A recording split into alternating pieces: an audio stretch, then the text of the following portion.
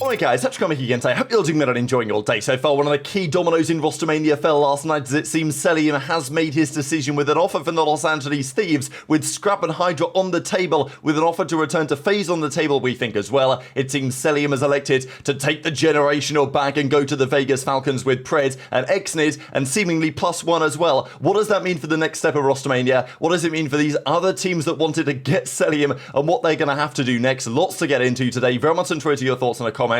Hit the like button if you enjoy, subscribe if you're new as always. Just to start here with Hicksy confirming his retirement from professional Call of Duty yesterday. He says, in all seriousness, think it's time for me to step away from playing cards. It was a dream of mine growing up to be able to compete against the players that I watched every day. Never truly believed that I'd make it even slightly. I know that my time was short-lived in the league, he says, but I won't forget the achievements I made. Winning my first pro LAN, I mean literally the first event he turned up to he won, which is very, very rare in the history of competitive cards. Making the grand finals of champs, you know, could have won that champs in 2023 with the Insight, CleanX, Scrap and Hicksy team as we know. Thank my family, etc. Honestly, like, I'm a little bit surprised maybe. I think Hicksy does have a lot to bring still to CDL teams, but honestly, congratulations on a memorable and frankly far more successful journey than the vast majority of Call of Duty players will ever get to experience. So, look, do I think that Hicksy could have still grinded out in challenges and maybe found a team that he could have fit on well and improved? I mean, when he was on Toronto, he was actually, I think, really impressive on LAN, did a great job for that team,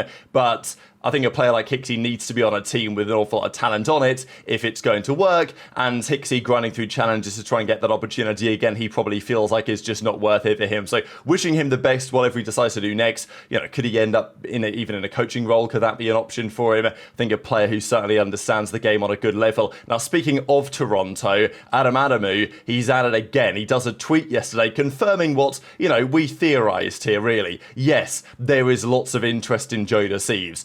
Gentlemates want him, Thieves it seems want him back, but did I ever expect Toronto to sell him? It feels like the way that they are is like the more interest they get in a player, the less they want to sell them because the more valuable that player now appears. So even if there's some crazy money being thrown around there to try and sign JoeDeceives, it looks like JoeDeceives is locked in. And frankly, if he is locked in to Toronto, they need to capitalize on that and try and sign players around him to actually make them a serious force. The problem is that they probably cannot offer the level of bag that another team is offering right now, and certainly that's critical when it comes to who JoeDeceives' SMG duo might potentially be. But Adam says, Joe is signed to us until the end of next year, and we will not be selling, trading, or moving him, period. We're focused on building a winning roster one step at a time, more soon, he says. So absolutely adamant, no pun intended, that they will be keeping Joe for next year. JoeDeceives does a tweet about it as well. I know that Scrappy was talking about this and saying like, damn, when I was on Toronto, I was also held hostage. Look, would Joe want to leave and go and play with Scrap and HyDra? You know, if, let's say, the world was completely contracts disappeared, maybe yes, but in the circumstances I think that Joe, hopefully at least, will get reasonably well compensated for sticking around. But things got very chaotic, and as we said, with JoeDeceives, there was a theory as to what that lineup could look like, and it was maybe a JoeDeceives aBeZy SMG duo with maybe even a Kenny and Drazah on the AR. Is that going to happen? Maybe half of that happens. There's, you know, some theories that maybe Drazah won't go there in the end. Maybe it'll just be Kenny, or maybe not at all. Who knows? Could JoeDeceives and Kremp run it back as an SMG duo on that team? It's not an impossibility either, depending on where some of the other big names go. Now, Kismet actually did this tweet as well, kind of, I don't know, he's meditating emoji or whatever. So presumably he's just sitting there waiting around to see what offer's going to come to the table. We know that there are theories. I mean, people have thrown it out there. Could Kismet go to Thieves to partner HyDra? Would that be wise instead of Envoy? You know, I'm not so convinced, but it's something at least for them to consider, especially given that they might be right now, Thieves, in a particularly precarious position. They dropped Ghosty, right? He's a restricted free agent, but they very much might well need him back based on what we're going to see in a second. Now, we're talking about the Falcons. This was a tweet from Jump Shot France yesterday, and BenJ apparently said on stream that the sources here are relatively reliable, so take it as you will, but apparently Falcons gave an offer to Real to, you know, what, be Pred's SMG partner or be a flex on the team, or so, I mean, Real can run a number of roles, but apparently they gave him an offer. maybe not a crazy offer, but they went to Real and said, hey, you know, we could maybe do something here. And apparently he denied that and is now looking at some other opportunities. So very interesting, right? I mean, you know, we know that the Falcons can pay more money than anybody else. That is the bottom line if they want to. Of course, they will only do that for players that they really feel like is worth it. And if Real was offered a bag that was going to define his like legacy and generations to come, then yeah, I imagine it would be difficult to turn down. But it seems that Real is going to be going somewhere else. Where could that be? Could it be back to Heretics? Is that possible? They are keeping Rencourt around, so maybe they will just say, you know what, Real, I know you're unrestricted, but come back and we'll try and figure something out. Maybe that's not impossible. And maybe Falcons, after getting the Cellium thing, it seems over the line, might have very grand ambitions indeed. Of course they do. But, you know, we did wonder whether they were going to really do that this year, whether it was going to take until next year. And this is one of the reasons why Cellium may have made this decision that we believe that he has done, because let's say he joins the Thieves, plays with Scrap and HyDra. We know that Scrap and HyDra's contracts are running out at the end of next season. Zuma made the point that do you really want to be in a situation where, you know, you've got a long-term contract with Thieves and then Scrap and HyDra leave and go to Falcons for some crazy bag, or they go to OpTic or whatever, right? Like, if OpTic need the change, you never really know, and it maybe would put Cell in a tricky position, whereas if he locks in now,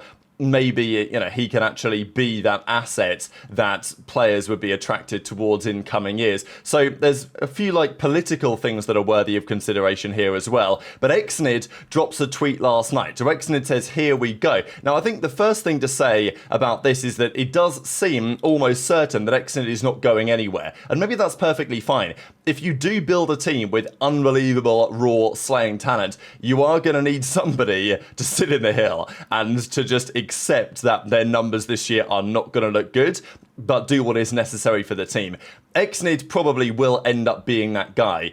Are there better options to do that for the team? Probably. Xnid is, I think, a solid player. I do really like his mentality. I think that Xnid, you know, if he was to, let's say, leave the Falcons or they move on, I think he's definitely a player that I would like to still see in the league, because I think he's got the minerals for it. Whether he's got the like raw ceiling potential of some of the other players in the league, maybe there are questions. And I think that, you know, if I was a real superstar talent, I would be thinking, okay, you know, if we're going to form a real super team here, does that necessarily include Xnid? But it seems like it more than likely will. Falcons want to stick with the Saudi project, at least in some capacity, and it doesn't feel like the Pred Xnid SMG duo is going anywhere. Or at least the Pred Xnid duo, not necessarily both running the SMGs, as we shall get to. So Pred then does this tweet, you know, with a Falcon or whatever, and clearly implying, both of them tweeting at the same time, that something has happened here, and attaches in the reply saying, Cellium took the $750,000 contract. Now, of course, I will say, people are just making up numbers here. There hasn't been like a number leaked. Benjay said he thought it was, you know, 4 to 500k. That was kind of his theorized number. So you're talking in the ballpark of $50,000 a month, you know, potentially up to that kind of figure, right? $40,000 to $50,000 a month potentially. Somewhere in that range, which is pretty insane. It's pretty difficult to say no to a situation like that, and Cellium had a serious decision to make over the last few days. We think that FaZe even gave him an offer to come back to the team. Thieves definitely extended an offer to him, to our understanding. They literally dropped Ghosty for this reason. They were willing to give Cellium a decent chunk of change, I'd imagine, and then he would be able to go and team with Scrap and HyDra. I will say, I don't know if there's any truth to this, but there was a bit of speculation in the community that Cellium used to date the girl that's now dating HyDra. So, you know, whether, look, if I would imagine that it's something that could be resolved, but I don't know if that would have been like a decisive factor in any regard as to, because, you know, Scrap made that comment, we saw it in yesterday's video about the girlfriends, right? Like he was saying how the girlfriend beef is affecting things, and people thought, okay, maybe he's just talking about Scrap's girlfriend and Drazah and all this, but, you know, maybe there could be more to it than that, so just something to think about. But anyway, the Falcons bag, it seems, was so generational that it could not be turned down. Obviously, this is going to be very controversial, right? Because if you are, on paper, Cellium, where is the better opportunity to win? I mean, let's be real, it should be with Scrap and HyDra on the Thieves. That nobody's really going to deny that. But in terms of the longer term, not just the money, but also, let's say after next season, can Thieves afford to keep Scrap and HyDra around? We'll see about that. The offer from Falcons to maybe go and get those guys might well be there. So maybe Cellium is making a calculated decision for the next couple of years in terms of where the Falcons are going to be and not wanting to get stuck in a situation where he ends up being the one in contract jail. So it seems that he's made the call. Now, whether this is smart or not is a question, but he goes on to say in the article here, I think, Ronnie, the move pairs one of the most consistent slayers with a dangerous duo or whatever. This will make Cellium one of the highest paid players in Call of Duty League history. So maybe not the highest, but definitely one of the highest paid players ever. Is it on par with what Pred's getting paid? Is it something in that ballpark? Because Ronnie actually was in the replies here on the Reddit thread and says, trust me, you cannot turn that down. So it seems that he was offered, effectively Ronnie saying that like it was so much money that you can say what you want about choosing the bag over choosing winning, but maybe in this case it was simply going to be impossible to refuse. So this is a major domino to fall. JoeDeceives, it seems, staying at Toronto, Cellium going to Falcons. So where does that leave some of the rest of these teams? We know that JoeDeceives and aBeZy potentially want to play with one another over at Toronto, you would think, but also there have been theories linking aBeZy to the Falcons as well. If they're going to pay an awful lot of money for Cellium, would they pay a lot of money to buy aBeZy out of his contract from FaZe, bring him on as well? It's got to be something they're considering, and the rumor was even before Champs, or certainly before the World Cup, that that's what they were looking to do when the off-season came around. This is what Pred has to say, some generational acting in here. Ronnie, sources... Ronnie doesn't know what he's talking about, bro. Yo, Ronnie doesn't know what the fuck he's talking about. That ass. The fuck this guy getting this shit from?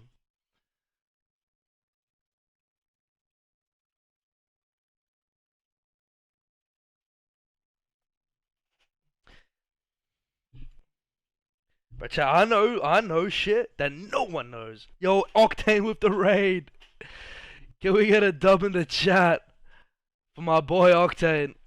So where do we go from here with these rosters? I put this out last night. I actually made this like several days ago and I didn't tweet it, and I thought yesterday was a good time to tweet it because the rumors were starting to become official. Now, the reason why I throw Doug in there obviously is because if you are going to form a team with Pred, aBeZy and Cellium, you are going to need some unbelievable objective work. And, presumably Xnid's going to end up being that guy. So, Doug obviously isn't going to be here, but you know what I'm saying, right? Like, to build around that kind of trio, you're going to need someone to do whatever it takes to go in first to make that happen. And maybe aBeZy could be a good partner in that sense as well. So, yeah, just something to think about. Certainly this trio, anyway, is something that I'm sure Falcons have considered. And it also puts FaZe in an interesting spot. Thieves have a very interesting question to answer as well, because as we know, Thieves now don't get Celly, and what do? They need an AR. Abuzah might be going to FaZe. We don't know. Maybe Abuzah's gettable instead, but is that what they want to do? Probably not.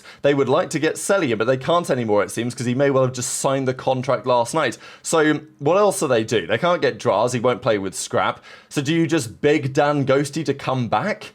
That's probably your best bet, but, is that going to have chalked the chemistry?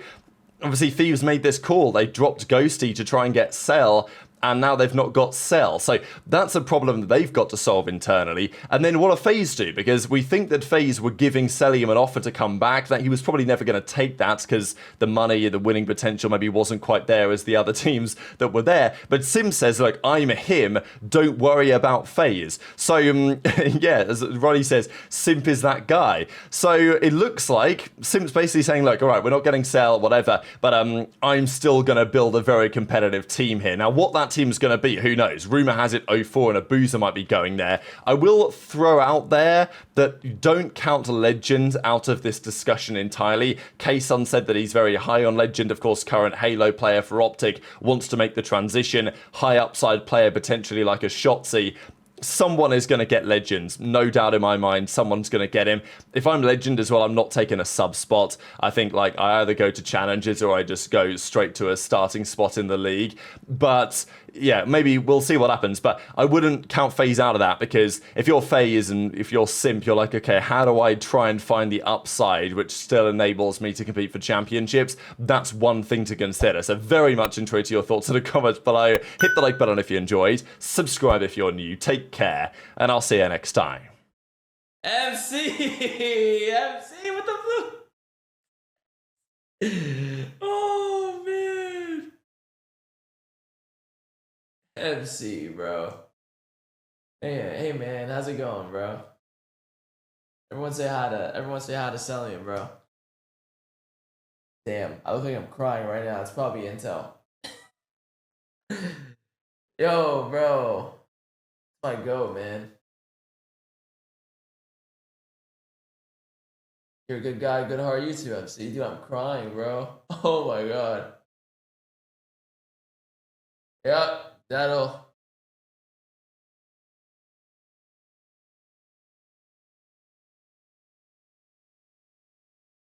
Yeah.